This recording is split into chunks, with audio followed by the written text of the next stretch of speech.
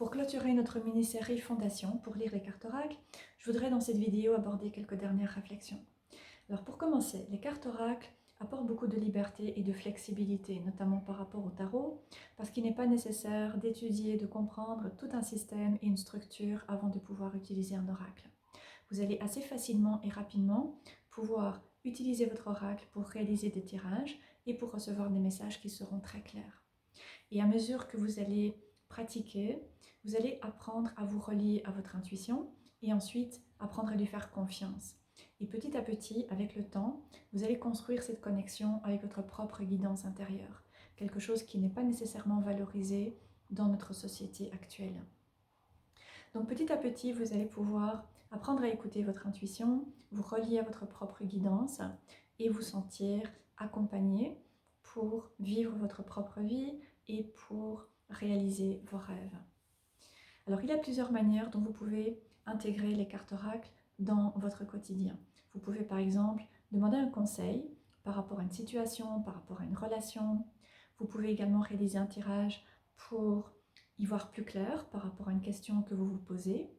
Et vous pouvez aussi utiliser un oracle pour identifier quelles sont les étapes ou quelles sont les actions à poser par rapport à un projet que vous avez ou par rapport à une envie de faire avancer votre carrière ou une relation. Et donc à nouveau, petit à petit, vous allez apprendre à vous relier à votre propre guidance intérieure, apprendre à écouter votre intuition et permettre également de renforcer votre intuition avec le temps. Alors pour les personnes qui débutent leur exploration avec les cartes oracles et qui ont certaines résistances, pour les personnes qui se disent qu'elles n'ont pas d'intuition ou qu'elles ne comprennent pas les messages ou qu'elles ne reçoivent pas de messages, je voudrais vous encourager à reprendre le conseil que j'ai donné dans une vidéo précédente dans cette série, qui est de préparer votre tirage. Donc simplement prendre quelques minutes pour vous poser, pour être au calme, prendre quelques respirations, va vous aider à vous placer dans de meilleures dispositions pour que vous puissiez plus facilement vous connecter à votre intuition et recevoir un message assez clair de la part de votre intuition, de vos guides, d'un défunt ou d'un ancêtre. Donc donnez-vous le temps de mettre en place quelques petites techniques assez faciles, assez rapides, mais qui vont vraiment vous aider dans votre pratique. Je voulais également parler de la valeur de tenir un journal. Personnellement, j'ai un journal depuis mes 12 ans et prendre mon oracle, mon journal, me préparer une tisane me permet de pouvoir me poser et de prendre un temps au calme. Quelque chose qui, je pense, est très précieux dans notre société actuelle qui est généralement très bruyante et dans laquelle il y a beaucoup d'agitation. Ensuite, tenir un journal a également de très nombreux bienfaits. Vous allez pouvoir consigner vos tirages et avec le temps, lorsque vous revenez en arrière, vous allez commencer à voir quels sont les messages que vous avez reçus, par exemple, à une certaine période de votre vie, par rapport à certaines circonstances que vous viviez. Et vous allez également pouvoir percevoir la manière dont les cartes vous ont parlé de manière personnelle. Donc il y a une valeur à lire le livre ou le livret qui accompagne votre oracle. Il y a beaucoup de livres qui sont très bien écrits, qui apportent des informations très intéressantes, mais je pense que c'est important de lire le livre et ensuite d'apprendre à écouter sa propre intuition. Et lorsque vous consignez vos tirages, eh bien petit à petit, vous allez commencer à construire votre propre base personnelle d'interprétation de différentes cartes par rapport à certaines situations, par rapport à différentes expériences que vous avez pu vivre. Donc tenir un journal est selon moi quelque chose qui est très précieux et qui va vous aider à pouvoir grandir par rapport à votre pratique et créer une connexion qui va être très personnelle avec votre oracle. Je vous encourage également à utiliser un seul oracle sur une certaine période de temps, surtout lorsque vous débutez. Ça va vous permettre tout d'abord de vous familiariser avec l'oracle et ensuite de pouvoir commencer à percevoir les cartes qui reviennent, qui ont tendance à se répéter peut-être, et faire le lien entre ces cartes et certaines expériences que vous avez pu vivre et petit à petit comprendre les messages que vos cartes vous apportent. Je voulais aussi parler des tirages du jour. Alors les tirages du jour sont selon moi un très bon exercice qui eux aussi ont beaucoup de bienfaits. Tout d'abord, un tirage du jour n'est pas nécessairement un tirage quotidien. Vous pouvez choisir de réaliser un tirage de la journée lorsque cela vous convient et selon le rythme qui vous convient également en fonction de vos propres contraintes personnelles. Vous pouvez tout à fait réaliser un tirage du jour une fois par semaine, 3 fois par semaine ou quelques fois par mois en fonction de votre temps. Et les tirages du jour vont vous permettre d'utiliser votre oracle, donc de pouvoir rester connecté à lui et petit à petit vous familiariser avec son énergie, avec sa personnalité. Vous allez également tirer différentes cartes et vous allez ainsi pouvoir explorer les différentes cartes qu'il y a dans votre oracle.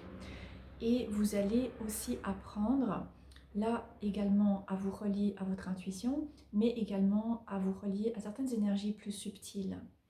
Et petit à petit, eh bien, ce sont différentes choses qui vont contribuer à renforcer votre connexion à votre propre guidance intérieure, encore une fois. Je voulais aussi aborder la notion de purification énergétique. C'est quelque chose qui, selon moi, est extrêmement important. Je pense que c'est très important et ça n'est peut-être pas suffisamment mis en avant. Je pense que c'est très important de purifier ces cartes.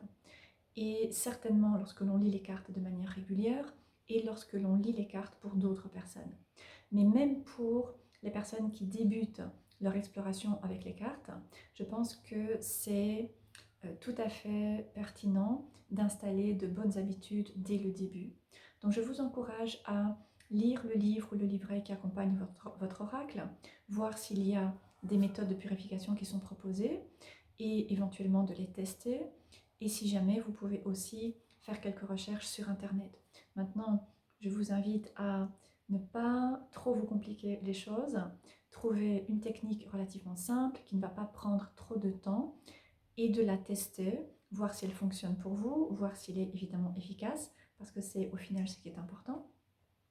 Et petit à petit, à mesure que vous allez pratiquer, eh bien, vous allez pouvoir explorer différentes techniques, tester et en arriver à trouver ce qui va fonctionner pour vous et ce que vous allez donc choisir d'intégrer comme technique de purification. Mais je pense que c'est vraiment quelque chose qui est très important. Maintenant, je voudrais faire une petite note par rapport à l'utilisation de la sauge blanche ou du palo santo dans le cadre de purification énergétique d'un oracle. La sauge blanche, est utilisée depuis des millénaires dans des rituels et dans des cérémonies de purification énergétique, généralement par des chamans. Et donc, utiliser de la sauge blanche, c'est quelque part manquer de respect par rapport à ces très anciennes traditions qui sont le plus souvent millénaires. Et en outre, c'est retirer un outil spécifique de son contexte.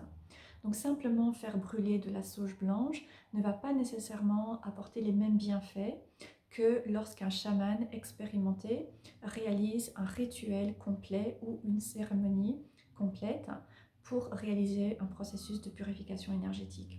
Donc je pense que c'est important de faire preuve de discernement, de responsabilité également par rapport aux outils sacrés que nous choisissons d'utiliser et par rapport à certaines méthodes qui peuvent être très à la mode, mais qui n'est peut-être pas nécessairement juste d'utiliser. Et en outre, l'utilisation excessive aujourd'hui de la sauge blanche et du palo santo ont conduit à la disparition de ces plantes sacrées qui sont encore une fois millénaires. Donc voilà, ce sont les différents aspects que j'avais envie d'aborder pour clôturer cette mini-série et pour vous apporter quelques conseils supplémentaires pour vous permettre de grandir dans votre pratique d'utilisation des cartes oracles. Alors cette série s'adresse aux personnes qui sont débutantes et si vous débuter avec les cartes oracles, eh bien j'espère que vous aurez pu trouver quelques conseils, quelques inspirations pour débuter et que vous aurez aussi pu recevoir des encouragements pour dépasser certaines résistances, certaines appréhensions que vous pouvez avoir, ce qui est assez normal évidemment au début. Maintenant, je sais qu'il y a aussi beaucoup de personnes qui me suivent, qui ont déjà une pratique depuis pas mal de temps. Et si c'est le cas, eh bien j'espère que vous aurez pu trouver malgré tout quelques conseils par rapport à l'importance de poser de bonnes bases dans une pratique. Je pense que ça n'est peut-être pas suffisamment mis en avant aujourd'hui, mais revenir aux bases, installer de bonnes fondations dès le départ, c'est ce qui nous permet ensuite de pouvoir grandir et de pouvoir aller vers plus d'expansion et réaliser des tirages qui vont être plus complexes et qui vont nous accompagner dans différents domaines de notre vie de différentes manières. Et donc il y a cette importance de pouvoir avoir de bonnes bases, revenir aux racines, c'est en tout cas quelque chose qui, selon moi, est très pertinent et très important. Voilà, si vous avez des questions, s'il y a certaines choses que je n'ai pas nécessairement abordées dans cette série, n'hésitez pas à me laisser un commentaire en dessous de la vidéo et je me ferai un plaisir de vous répondre lorsque j'en ai l'occasion. Je vous remercie beaucoup d'avoir suivi cette petite série avec moi et je vais continuer à parler de cartes oracles. Je vais également réaliser une série un peu similaire avec le tarot au cours des prochaines semaines. Donc voilà, n'hésitez pas à continuer à me suivre et donc je vous dis à bientôt.